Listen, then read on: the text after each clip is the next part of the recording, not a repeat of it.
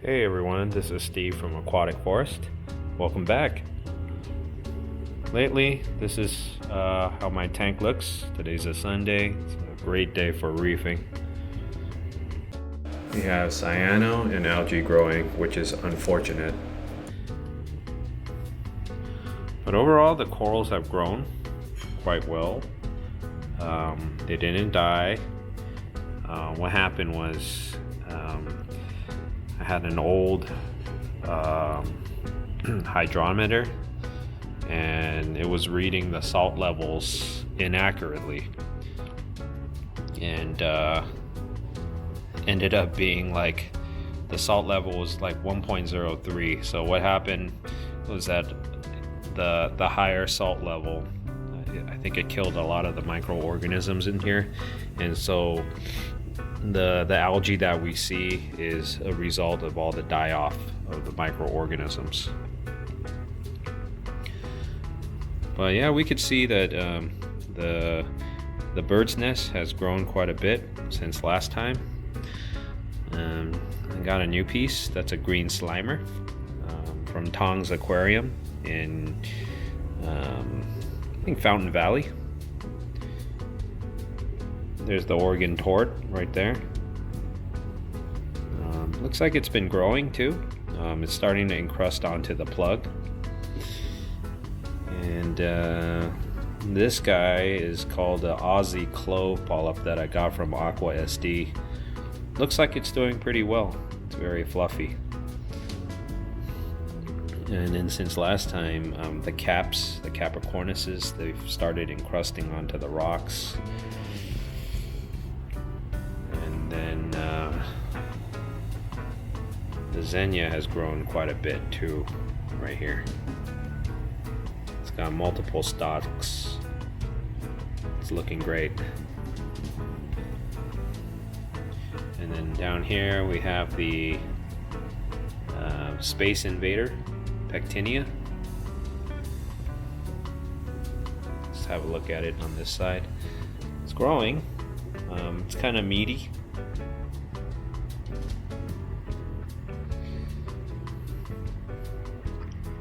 And of course we have the green star polyps.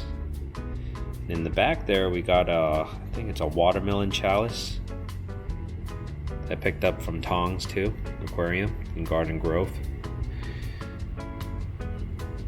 The torch has gotten bigger.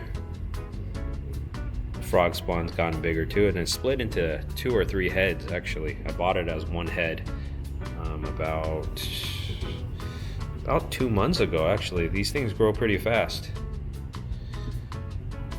And that's the jack-o'-lantern, Leptosteris.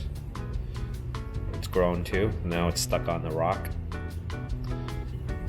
Over here we got a 24K Aussie gold torch, the one that everyone's been looking for these days. I got one. Paid quite a bit for it. But it's looking really nice. And then let's see what else we got. We have a hammer here, regular hammer, green tentacles with purple tips. And we got a gold hammer, gold tip hammer. That started out as one polyp, one head, and now it's splitting into 2.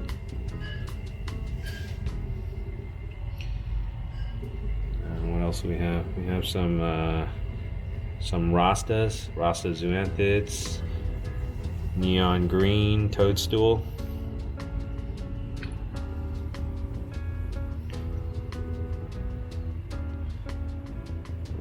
The bird of paradise right here. It's grown quite a bit. I actually fragged it already. I started a frag tank, which I'll show you guys later.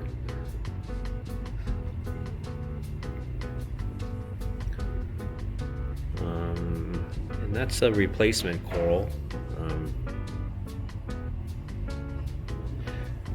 Some SPS on the top. Doing pretty well.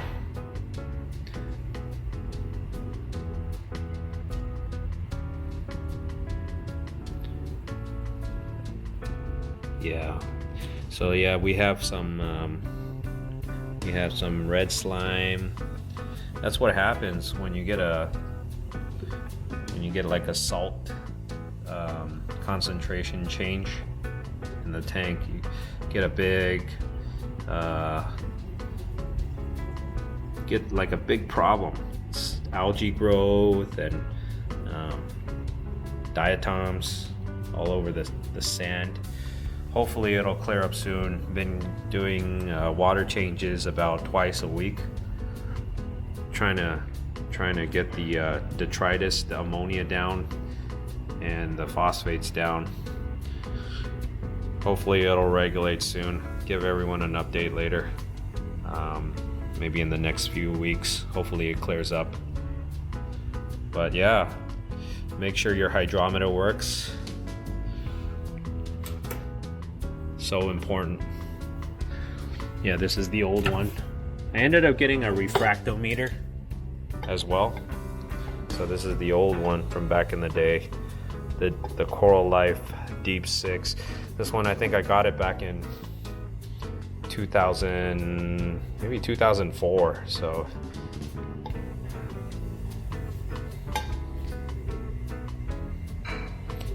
the Deep 6.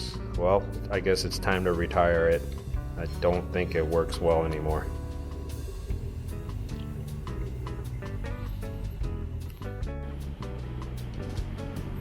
Hey everyone, so this is my frag tank. Just wanted to show everyone. Just picked up this Kessel A80, the blue one. I was using a Kessel Tuna Sun from my freshwater days. I still have freshwater equipment. Still have freshwater tanks running. I'll show everyone how they are next time. They're planted tanks. I'm into planted tanks as well. So this is left over from my planted tank from before. I love Kessels. They're reliable. They're quiet. Overall, good brand. The colors. The color that the light produces is really nice. This one in particular, it has you can change the color to really blue to like kind of like a cool white. So you can change it and tune it to what you like. And it also has an intensity knob, so you can kind of dim it and make it really bright. On the frag tank, yeah, I just started this tank, well, my 40-gallon tank that I just showed you about, that was in April, and right now it's the end of July. So about 3 months. I'm already starting my frag tank. I have some frags already of green star polyps over here. Just turned on the light so they're not quite open yet. Let me turn off this pump. Okay, so you can see it. Yeah, I have green star polyps. I have some favia. Favia here. Pretty nice looking. Got some bird's nest, green bird's nest, frags from that mother colony I just showed you in my main tank. And have a frag of bird of paradise. Also got some, what is this? This is like a rainbow chalice. And I got some Yuma there. Like 2 polyps of Yuma. We'll see how it goes. Kind of doubled it up as a refugium too, so I'm growing some Caulerpa prolifera on the bottom of the frag rack. Thinking about doing a dedicated refugium maybe in the future. But for now, it will serve as both. So yeah, you can see some slime and some algae growth in there on the frag rack due to the spike in salinity. And then I have some Xenia down there that I fragged, as well as some Cato. Hopefully that could help take out some ammonia from the water. Anyway, here it is. Oh yeah, inside this tank, just started getting some cleaners for it. We have a Astrea snail there.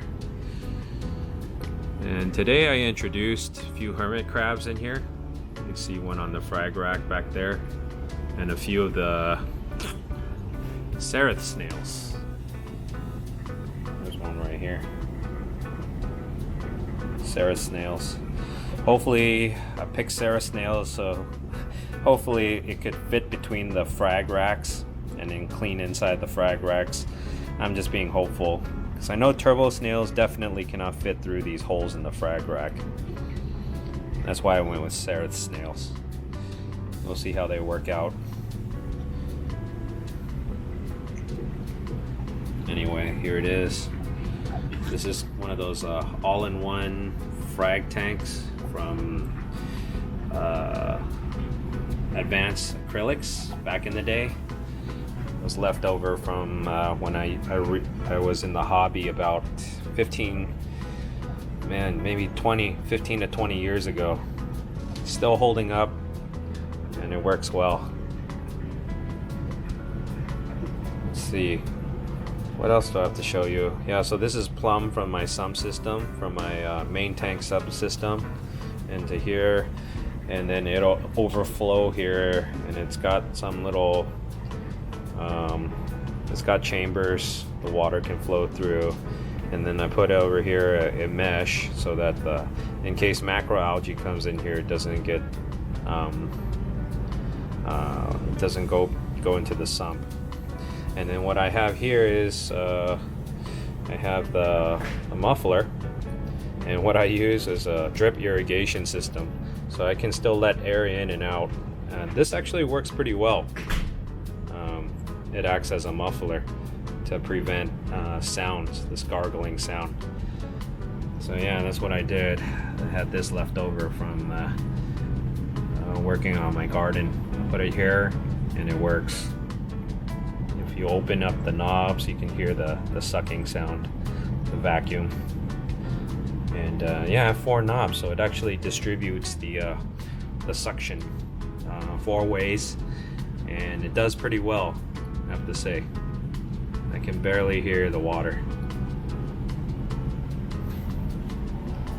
Anyway, thanks for joining in. If you're actually interested in any of these corals, let me know. Well, thanks for joining in, everyone, and hope to see you next time. Remember to like, share, and subscribe.